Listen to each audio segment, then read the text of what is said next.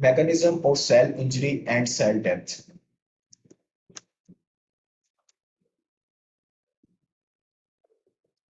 General principles, कुछ principles हैं basic से, ये हमारे पास, उन्हें पहले रीड आउट कर लें क्या कहना चाह रहा है.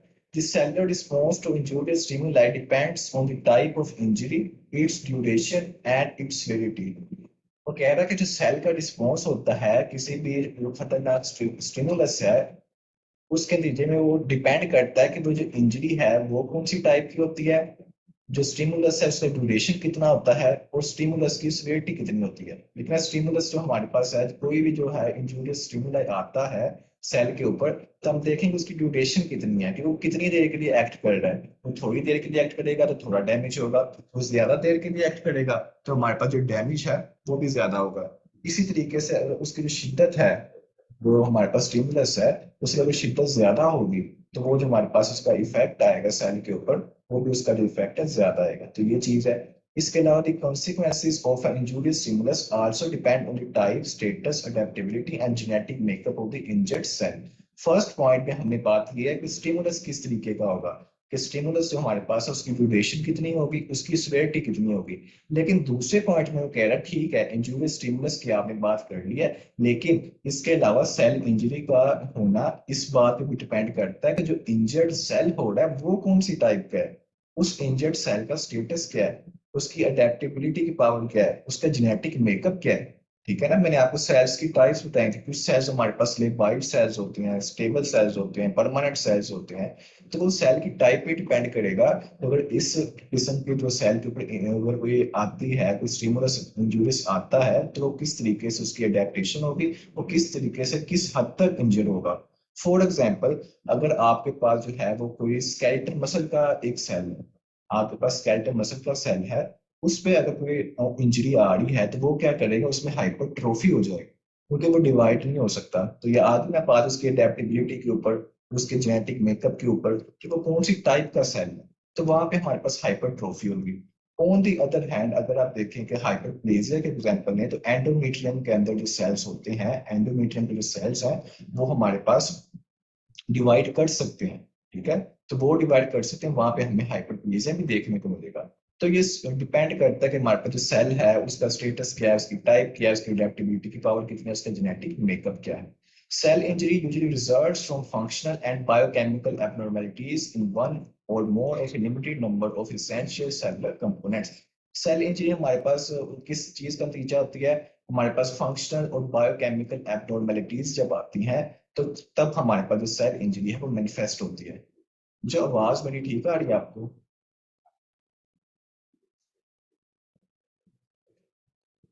हाँ जी सर। ठीक है. अगर कोई प्रॉब्लम आती है तो आप मुझे फौरन बता देना ताकि मैं उसे कोई प्रोडक्ट कर सकूं. Causes and their mechanism of cell injury. ये काजिस की मैंने बात की थी आप लोगों के साथ एक सेपरेट लेक्चर में, कि हमारे पास सेल इंजरी की कौन कौन सी काजिस हो सकती हैं. हिपोक्सिया है, इस्कीमिया है, इस्कीमिया रिपरफ्यूजन इंजरी है, ऑक्सीडेटिव स्ट्रेस है, टॉक्सिन्स हैं, ईआर स्ट्रेस है, डीएनए डैमेज है, इन्फ्लेमेशन है. तो ये हमारे पास जो सारी काजिस हैं इन्हें हम वन बाय वन डिस्कस करेंगे कि ये वजह तो बनेगी है, लेकिन इसके पीछे मैकेनिज्म क्या है. उस दिन हमने ज्यादा बात की थी सिर्फ काज के ऊपर कि उसकी वजह क्या है, हमने मैकेनिज्म को डिस्कस नहीं किया था. आज मैं थोड़ा सा आपको इसका वन बाय वन मैकेनिज्म भी समझाऊंगा कि इसके पीछे मैकेनिज्म क्या हो रहा है, कि सेल जो हमारे पास है वो इंजर हो गया है. तो सबसे पहले हम करेंगे first of all hypoxia and ischemia. Hypoxia and ischemia का मैंने आपको डिफरेंस बताया था कि हाइपोक्सिया का मतलब है कि लैक ऑफ ऑक्सीजन. ठीक है. हाइपोक्सिया नाम से जाहिर है कि लैक ऑफ ऑक्सीजन को हम हाइपोक्सिया कहते हैं. इस्कीमिया को मैंने आपको बताया था कि lack of blood flow. Hypoxia है हमारे पास लैक ऑफ ऑक्सीजन, इस्कीमिया हमारे पास है lack of blood flow. Oxygen deprivation hypoxia is one of the most frequent causes of cell injury and necrosis in clinical medicine.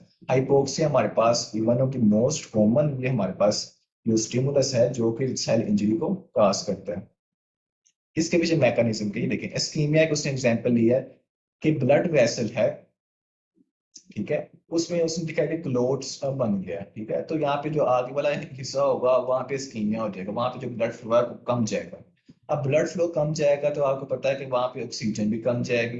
क्योंकि blood in जा रहा है, ब्लड ने ऑक्सीजन लेकर जानी है ना, तो ऑक्सीजन कम हो जाएगी, यानी कि हाइपोक्सिया हो जाएगा। इसके साथ साथ वहां पे जो न्यूट्रिएंट्स है उनकी भी कमी हो जाएगी, ठीक है। और वहां पे जो वेस्ट का बिल्डअप है वो भी होना स्टार्ट हो जाएगा। फिलहाल हम बात करेंगे इस्कीमिया होता है तो उसका माइटोकॉन्ड्रिया के ऊपर क्या उसका असर पड़ता है, एटीपी प्रोडक्शन के ऊपर क्या असर होता है, उसे हम देखते हैं। ये है जी माइटोकॉन्ड्रिया।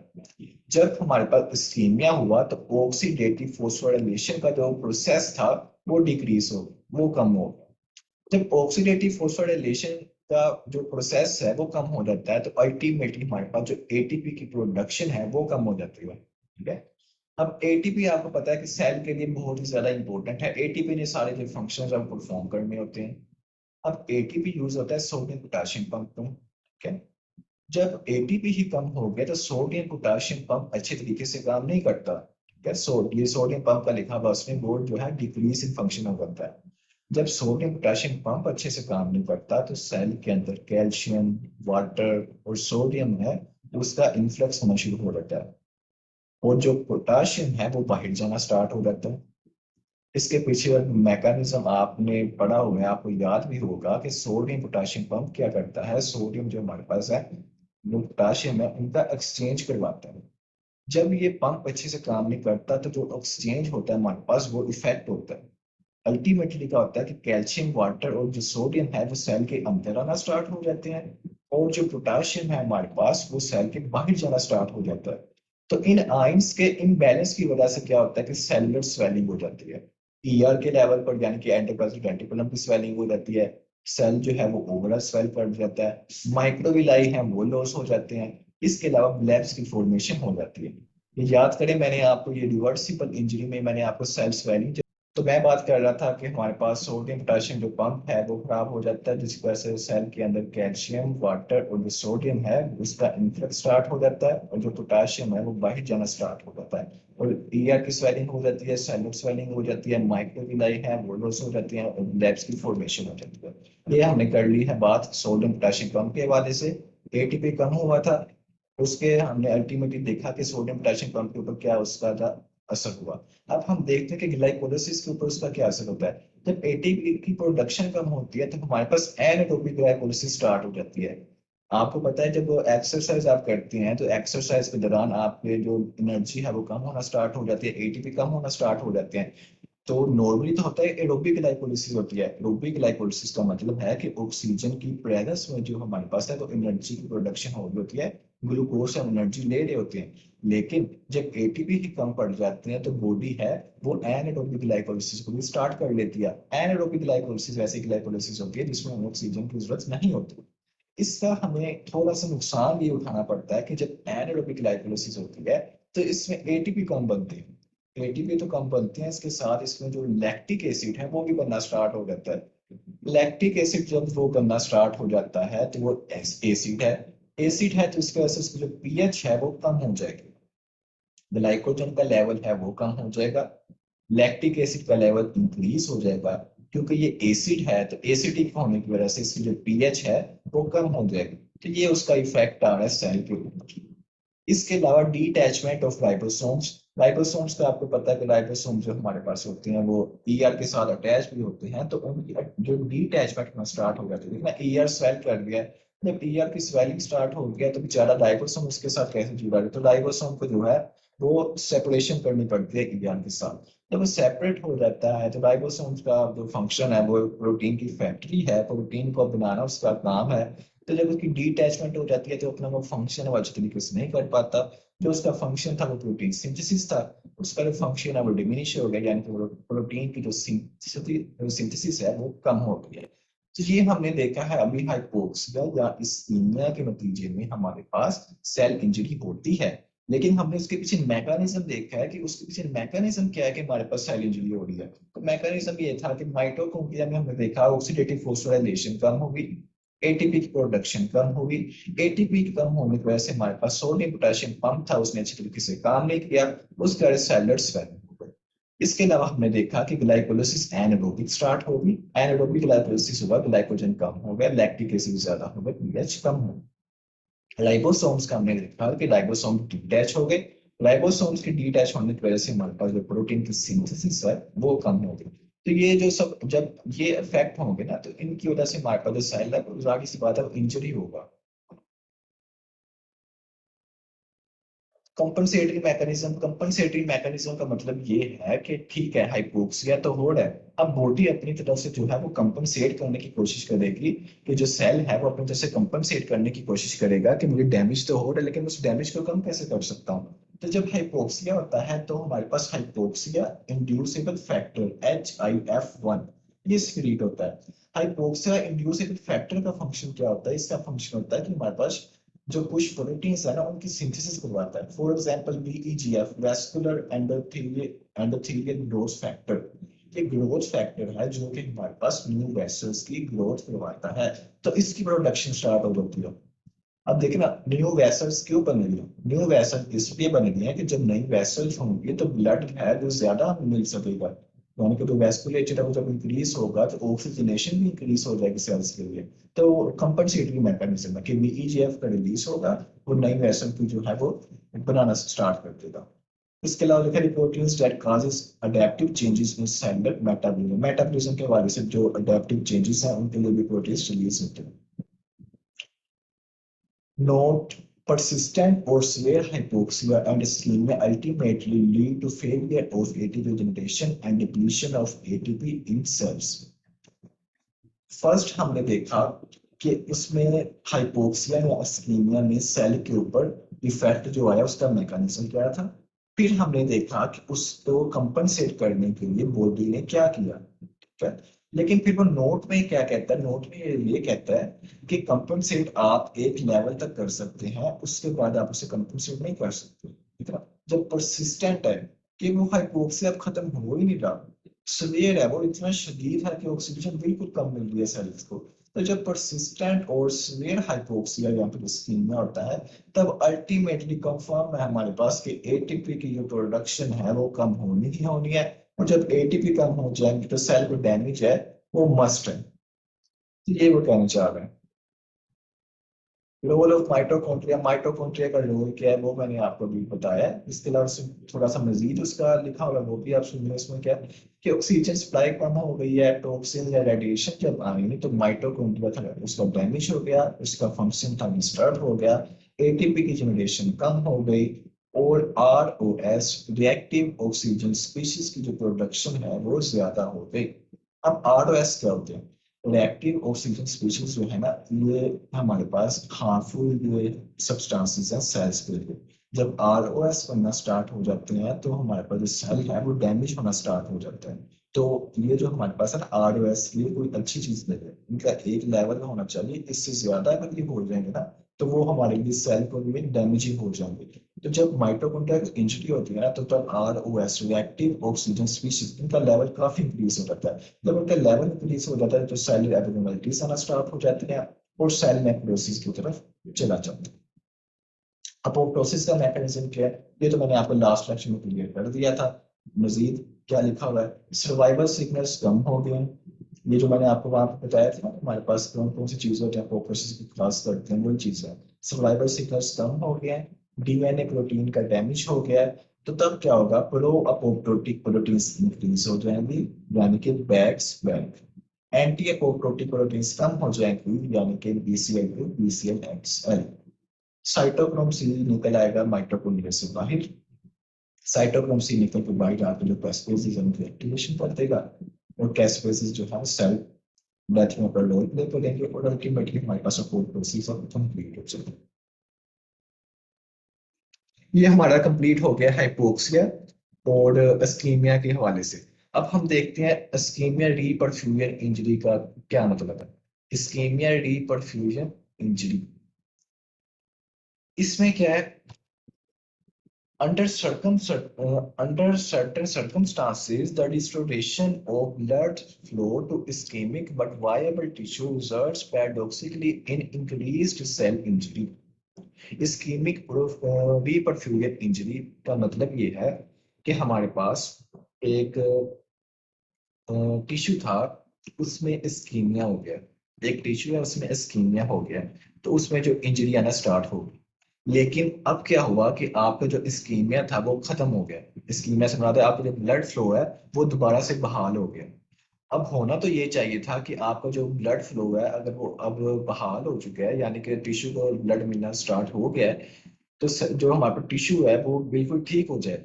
लेकिन ये पैराडॉक्सिकल स्टेटमेंट इस वाले से है कि रिस्टोरेशन ऑफ ब्लड फ्लो के बावजूद सेल जो है वो इंजरी में चला जाता है, बजाय सही होने के कि मुझे ब्लड मिल रहा है। वो पैराडॉक्सिकली क्या करता है कि उसके इंजरी हो जाती है। तो ये एक इंटरेस्टिंग पॉइंट है।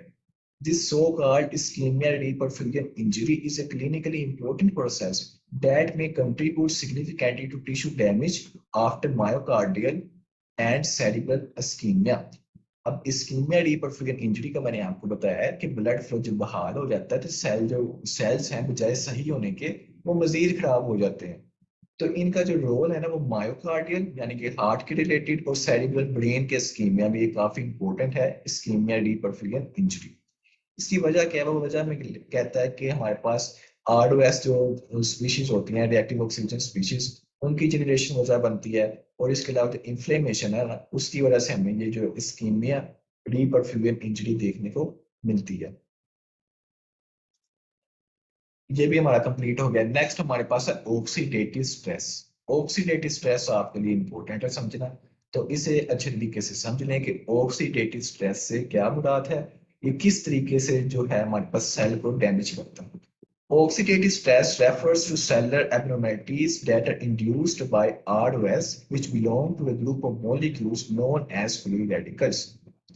ऑक्सीडेटिव स्ट्रेस से मुराद ये है कि सेल के अंदर एब्नॉर्मलिटीज का आना जो कि इंड्यूस होती हैं आरओएस से। और आरओएस हमारे पास क्या है, वो फ्री रेडिकल्स हैं यानी कि रिएक्टिव ऑक्सीजन स्पीशीज है। जब रिएक्टिव ऑक्सीजन स्पीशीज का लेवल इंक्रीज होगा तो सेल को जो ऑक्सीडेटिव स्ट्रेस है वो लाहक हो जाएगा। Free radical mediated cell injury is seen in. अब फ्री रेडिकल जो मीडिएटेड सेल इंजरी किन किन कंडीशन में हमें देखने को मिलती है, केमिकल इंजरी में, रेडिएशंस में, हाइपोक्सिया में, सेलुलर एजिंग में, टिश्यू इंजरी काज में, इन्फ्लेमेटरी सेल्स में, इसके अलावा इस्कीमिया रिपरफ्यूजन इंजरी में हमें आरओएस जो है वो मीडिएटेड इंजरी देखने को मिलती है। The accumulation of ROS is determined by the rates of production and rates of removal. ठीक है। अब वो यहाँ पे क्या कह रहा है कि जो हमारे पास आरओएस की एक्यूमुलेशन है वो डिपेंड करती है उसकी प्रोडक्शन पे और उसकी रिमूवल पे।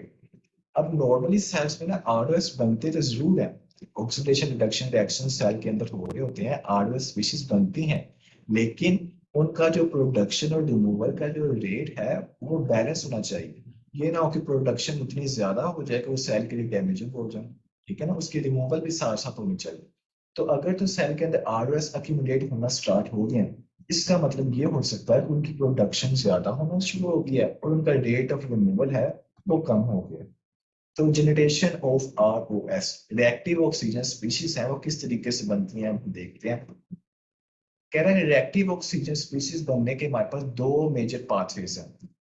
एक तो है हमारे पास नॉर्मली क्या होता है कि सेल के अंदर ऑक्सीडेशन रिडक्शन रिएक्शंस होते हैं और उनके नतीजे में आरओएस बनते जाते हैं। एक तो है ये। दूसरा क्या है, दूसरा ये है ल्यूकोसाइट्स के अंदर आरओएस का बनना। अब ल्यूकोसाइट्स के अंदर आरओएस क्यों बनते हैं, ये एक क्वेश्चन है। इसका आंसर ये है कि ल्यूकोसाइट्स डब्ल्यूबीसीज उनका काम है कि बाहर से कोई भी अगर इन्वेडिंग जो चीज आ रही है, यानी कि कोई फॉर एग्जांपल बैक्टीरिया है, कोई भी माइक्रो ऑर्गेनिजम्स है, तो उसे खत्म करना, ये ल्यूकोसाइट का काम।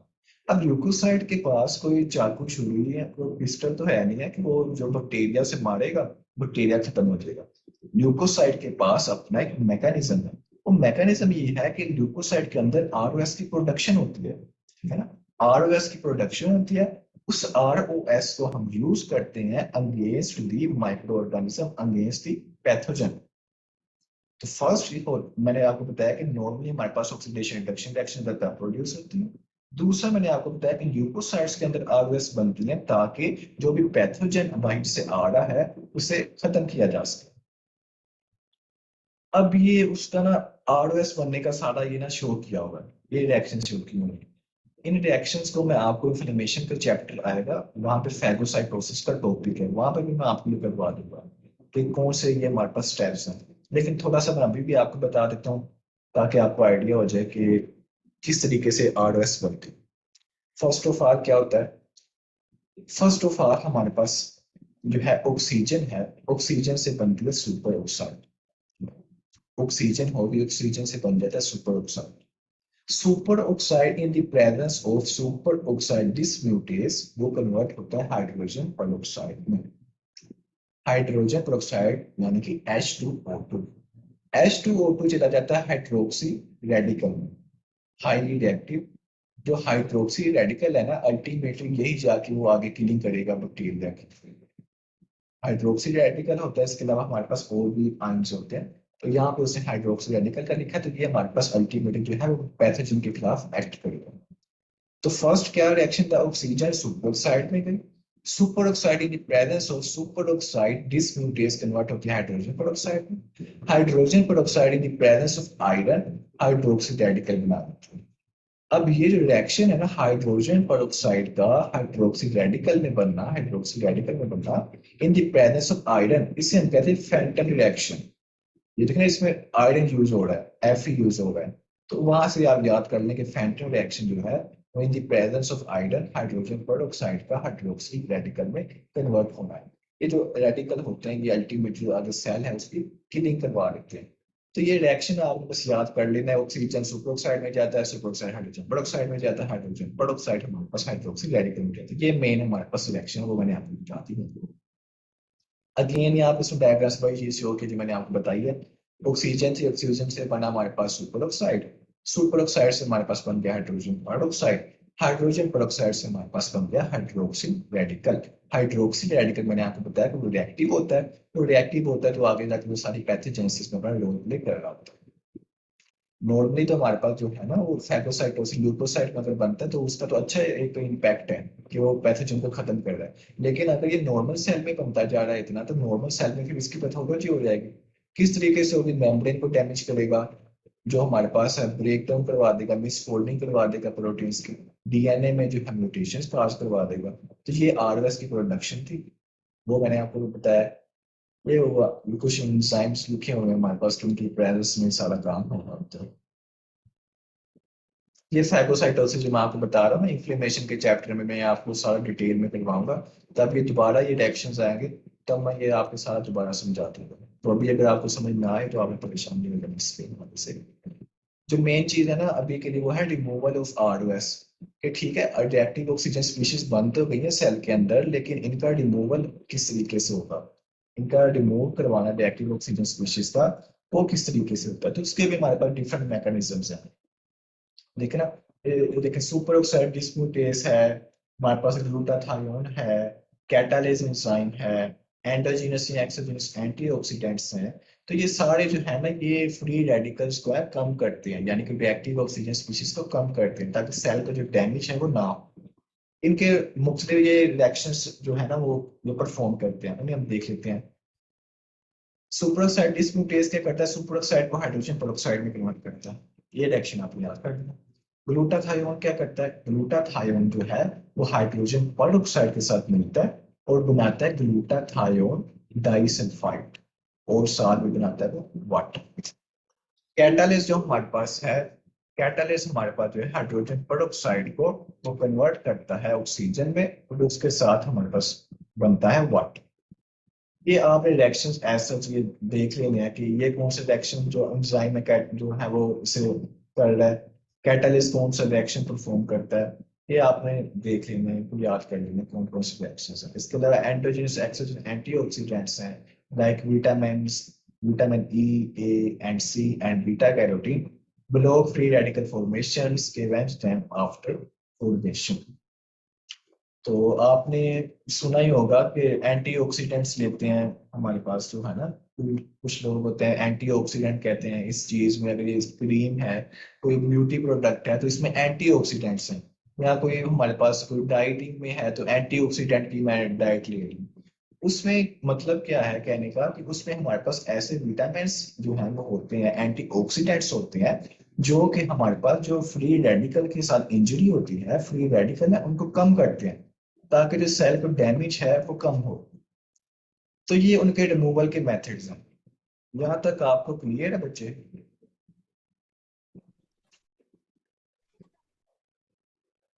ईशा, ये आपको क्लियर है अभी तक जो मैंने आपको ये रिमूवल के वाले से बताया?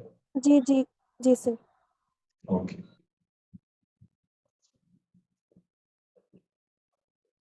नेक्स्ट है जी टॉक्सिन्स। टॉक्सिन्स किस तरीके से करवाते हैं वो हम देख लेते हैं जी।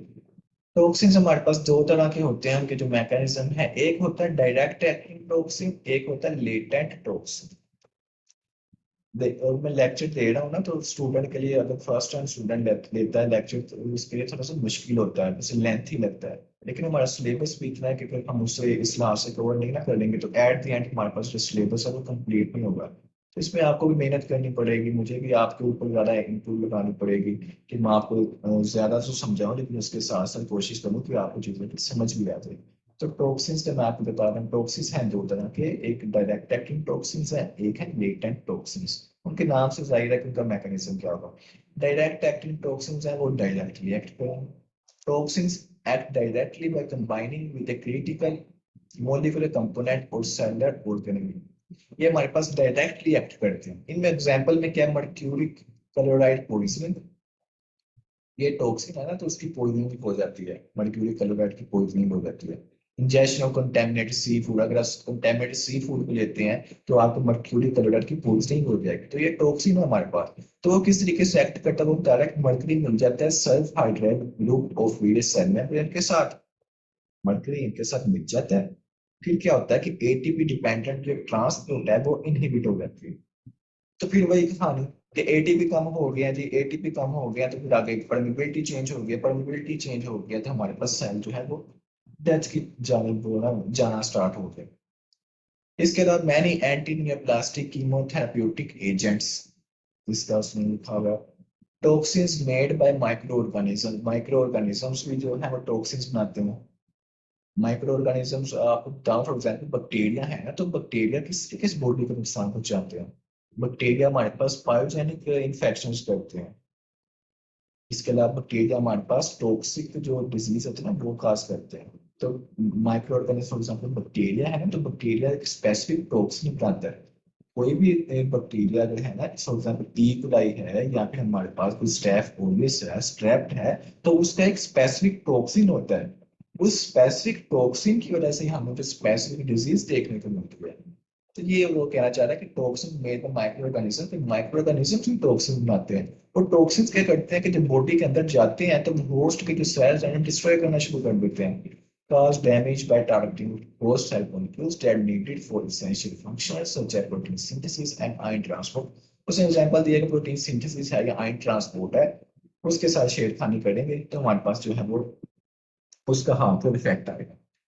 वो थे डायरेक्ट टॉक्सिन। अब है लेटेंट टॉक्सिन, तो नाम से जाहिर है लेटेंट टॉक्सिन होंगे, वो डायरेक्टली एक्ट नहीं करेंगे। वो किस तरीके से करेंगे, वो कह रहा है many toxic chemicals are not intrinsically active but must first be converted into reactive metabolites which then act on target cell। वो बजाते खुद एक्टिव नहीं होंगे टॉक्सिन, लेकिन उन्हें फर्स्ट हम कन्वर्ट करेंगे रिएक्टिव में। जब रिएक्टिव मेटाबॉलाइट बन जाएगा ना, फिर वो जाके आगे फर्दर एक्ट करेगा सेल के ऊपर, जो उसका टारगेट सेल होगा।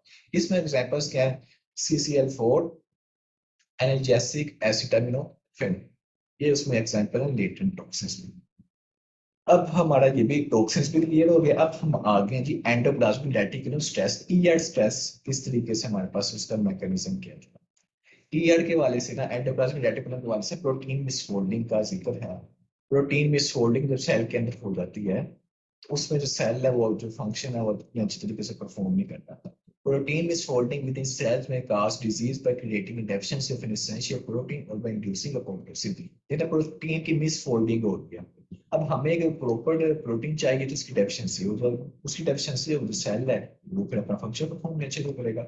या हो सकता है कि प्रोटीन की मिसफोल्डिंग वजह से हमारे पास अपोप्टोसिस इंड्यूस हो जाए।